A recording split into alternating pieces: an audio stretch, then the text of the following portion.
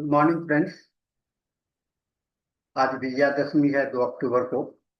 और यह संजोग ऐसा भी है कि आज यह महात्मा गांधी जी का भी जन्म दिवस है। और डॉक्टर लाल बहादुर शास्त्री जी का। मैं सबों का नमन करता हूँ। दुर्गा माता से के प्रति हम आशीर्वाद प्राप्त करना चाहते हैं। और महात्मा गांधी तथा शास्त्री जी के मार्गदर्शन करने का अवसर हम लोगों को मिला है आज। आइए, आज हम लोग इनके दोनों के महत्व माँ दुर्गा और गांधी जी के जो दृष्टिकोण है उसको अध्ययन करते हुए हम लोग इससे रिलेटेड, इससे संबंधित रूब्रिक्स पर भी हम लोग पढ़ेंगे, क्योंकि हम लोग का मुख्य उद्देश्य रहा है रिपोर्टरी के रूब्रिक्स का अध्ययन करना। और इसी संदर्भ में मैं आपसे बात करना चाहूँगा। तो आइए, सबसे पहले मैं ये देखने की कोशिश करूँगा, बताने का, कि हम लोग ये जो आज का जो ये विजयादशमी है और गांधी जयंती है, एक कहा जाता है और हम लोग सभी को जानते हैं कि विजयादशमी है जो भगवान राम की रावण पर जीत का प्रतीक है। पहली नजर में ये दोनों घटना और डॉक्टर ये 2 अक्टूबर महात्मा गांधी जी का जन्म जयंती, पहली नजर में तो ये दोनों घटनाएं अलग अलग प्रतीत होता है। लेकिन एक ऐतिहासिक और दूसरा पौराणिक।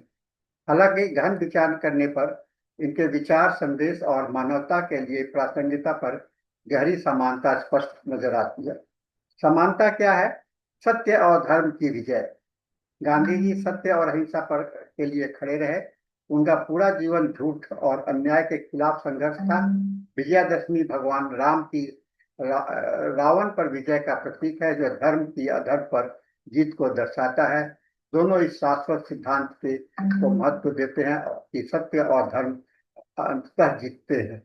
नैतिक और आचारिक संदेश यह है, गांधी जी को आत्म संयम, अनुशासन और नैतिक जीवन जीने की शिक्षा दी। विजयादशमी आत्मशुद्धि के पर्व के रूप में भी मनाया जाता है, जहां रावण के पुतले को जलाकर काम, क्रोध, लालच और अहंकार जैसे दुष्कर्मों का प्रतीक समाप्त किया जाता है। दोनों लोगों का आंतरिक दोष और विजय पाने का प्रेरित है। तो इसे हम लोग यह फील करते हैं कि गांधी जी के अहिंसा का सिद्धांत केवल भारत की स्वतंत्रता संग्राम तक सीमित नहीं रहा, बल्कि विश्व के नेताओं जैसे Martin Luther king junior, Nelson Mandela को भी प्रभावित किया। विजयादशमी हालांकि भारतीय परंपरा से निहित है, अच्छाई पर बुराई की जीत और सार्वभौमिक आदेश है। तो इसमें हम लोग एक आशा हम लोगों को लगता है गांधी जी से, कि एक अशस्त्र व्यक्ति भी शक्तिशाली साम्राज्य हिला सकता है। और विजयादशमी यह विश्वास हम लोगों को दिखलाई पड़ता है कि बुराई चाहे कितनी भी हो, शक्तिशाली नष्ट हो जाएगा। तो दोनों अवसर न्याय और अच्छाई के पुनर्जीत है। इसमें अंतर क्या है? एक अहम संघर्ष की साधना। डॉक्टर ये महात्मा गांधी ने अन्याय को हराने के लिए अहिंसा को हथियार माना था। लेकिन रामायण में रामचंद्र जी ने युद्ध शस्त्र का और शक्ति द्वारा बुराई को समाप्त करने का कोशिश किया था। तो जब भी यह जयंती, गांधी जयंती और विजय एक दिन पढ़ते हैं, तो यह बुराई से मुकाबला करने और पूरक मार्गों को अनूठा अवसर प्रदान करता है। और इसके साथ में हम लोगों को आज इसी नैतिकता और इसको लेकर के एक रूब्रिक्स का भी हम लोग अध्ययन करेंगे, जो कि बहुत कुछ समानता है। सबसे नजदीक रूब्रिक्स जो मैं देख रहा था, वह इसके साथ में आता है ट्रैंक्विलिटी का। ट्रैंक्विलिटी का अर्थ जो है तो बड़ा सीधा है। ट्रैंक्विलिटी को कहते हैं शांति, है ना। और एक गहन होम्योपैथिक अध्ययन हम आज इसमें करें। शांति जो है तो एक मनुष्य की मानसिक अवस्था का एक गहरा और बहुआयामी आयाम है। होम्योपैथी में इसका विशेष महत्व है, क्योंकि यह केवल मानसिक संतुलन ही नहीं दर्शाता है, बल्कि रोगी की गहन रोग अवस्था और अथवा स्वास्थ्य की वास्तविकता को भी प्रकट कर सकता है। यह आलेख शांति, शब्द की उत्पत्ति, ऐतिहासिक विकास और दार्शनिक और मनोवैज्ञानिक दृष्टिकोण से होम्योपैथिक मार्ग का भी हम लोग आज इसमें अध्ययन करेंगे। मानसिक स्वास्थ्य को समझने में शांति एक महत्वपूर्ण भूमिका निभाती है, और यह एक ऐसी स्थिति है जहां मन स्थिर और संतुलन और चिंता मुक्त प्रतीत होता है, परंतु होम्योपैथी में केवल सतही शांति प्राप्त नहीं है। यह हमें समझना पड़ता है कि शांति वास्तविकता स्वास्थ्य की है या दबी हुई भावनाएं, उदासीनता या अवसाद की। इस दृष्टिकोण से शांति को एक महत्वपूर्ण रूब्रिक्स माना गया है।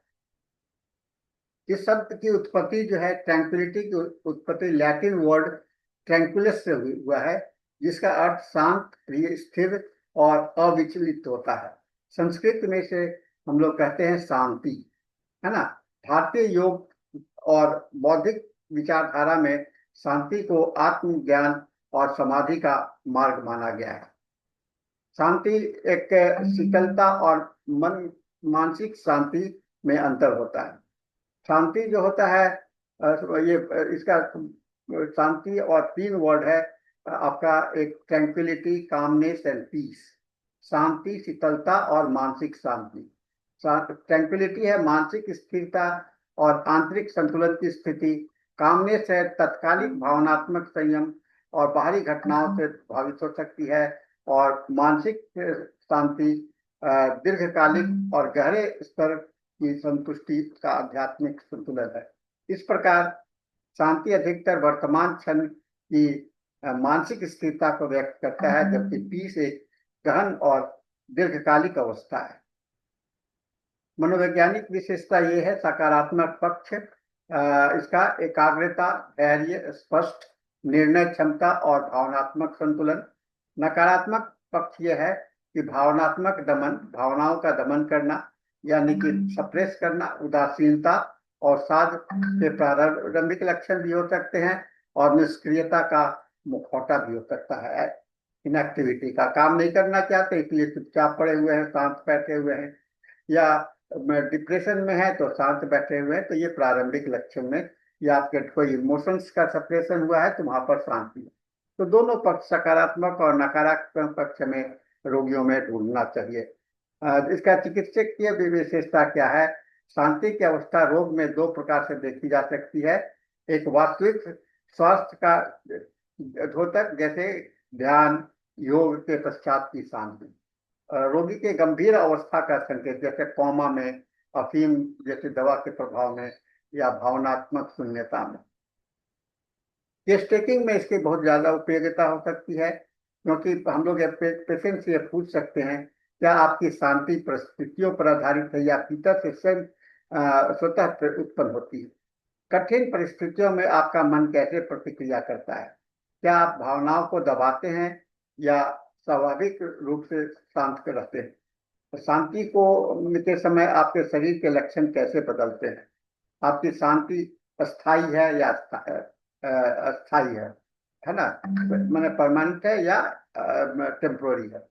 मैथमेटिक के अगर इसका एनालिसिस करेंगे तो सोरिक जो होगा वो मानसिक शांति, अस्थिर, चिंता और शीघ्र विचलित हो जाएगा। साइकोटिक होगा बाहरी शांति होगा लेकिन भीतर असुरक्षा का संदेह और बना रहेगा। सिम्प्लिटिक शांति, शांति के नाम पर भावनात्मक शून्यता या सुसाइडल डिस्पोजिशन हो सकता है। ट्यूबरकुलर थोड़ी देर की शांति होती है, फिर बेचैनी में माने चेंजेबल हो जाता है, परिवर्तन की लालसा होती है। अब औषधीय दृष्टिकोण से आप देखें, फास्फोरस भारत बाहर से शांत है लेकिन भीतर से सुरक्षा है। कैलकेरिया का स्थिर, धीमा और सुरक्षित शांति है। इग्नेशिया शांति भावनात्मक है, भावनात्मक आघात के बाद का मुखौटा है। जेल्सिमियम भय के कारण अस्थायी शांति है, और ओपियम गहरी रोगात्मक शांति या कोमा में है। तो शांति एक बहुआयामी मानसिक अवस्था है जो रोगी के वास्तविक स्वास्थ्य और रोग की गहराई दोनों को प्रकट करता है। होम्योपैथिक केस टेकिंग में इसका सही मूल्यांकन अत्यंत आवश्यक है, और हमें चाहिए और समझना चाहिए कि शांति केवल सतही है, ऊपर ऊपर है, या भीतर से मानसिक संतुलन है। ये और अंतर जो है सो आपको दवा सिलेक्ट करने में आपको मदद करेगा। साथियों, ये एक हम लोगों के लिए एक महत्वपूर्ण भी हो जाता है, क्योंकि हम लोग इसको हम लोगों ने इसको आज इसको चेक करने का कोशिश किया है। स्पिरिचुअलिटी और ये स्पिरिचुअलिटी और कल्चरल रिलेशंस में जैसे हम लोग इंडियन फिलोसफी में शांति को अल्टीमेट गोल कहा जाता है, क्रिश्चियन मिस्टिसिज्म में ग्रेस ऑफ सरेंडर माना जाता है, और मॉडर्न वेलनेस में मेडिटेशन और माइंडफुलनेस होता है। पेशेंट का जो वर्बल एक्सप्रेशंस मैंने बताया, आई फील मैं सेंटर, मैं स्वस्थ महसूस करता हूँ, आई इट डजेंट मैटर कि क्या है। और नॉन वर्बल होगा स्माइल और स्टेडी ग्रेस, एक चुपचाप होगा, ब्लैंक डलनेस पैथोलॉजिकल होगा। तो इसके बहुत सारे रूब्रिक्स आपको साथ में आप देखेंगे, रिपोर्टरी में आपको दिए हुए हैं। ट्रैंक्विलिटी का कैजुअल कभी कभी होता है, डेंजर सेंस माने खतरा का कोई सेंस नहीं होता है। ईज फीलिंग भी एक रूब्रिक्स है, जब यहाँ के आप अपने आराम, माइल्डनेस माने एक यह रूब्रिक्स है। पेशेंस धैर्य है, और प्रोटेक्टेड फीलिंग भी आता है, माने सुरक्षित का भाव होता है। क्वाइट डिस्पोजिशन, शांत रहने, तो चुप रहने की आदत होती है। और क्वाइट डिस्पोजिशन एंड कामनेस दोनों एक साथ में दिया हुआ है। और क्वाइट वांट टू बी माने कोई शांत होना चाहता है। तो हम लोगों ने आज इसका जो अध्ययन किया है, हम लोग ऐसे ये गांधी जी का जयंती और दुर्गा माता का आशीर्वाद दोनों हम लोगों को एक गहन शांति का संदेश देते हुए हम लोगों को एक रूब्रिक्स पढ़ने के लिए प्रेरित किया है। तो इसके साथ में आज का सेशन हम लोग समाप्त करेंगे। तो ये सभी लोगों को हम लोग विजयादशमी की शुभकामनाएं देते हुए मैं इस सेशन को समाप्त करूंगा, और फिर हम लोग मिलेंगे एक नए रूब्रिक्स के साथ में अगले दिन, अगले मीटिंग में। तो सभी को मेरा मृदुल प्रणाम, आशीर्वाद। Thank you very much.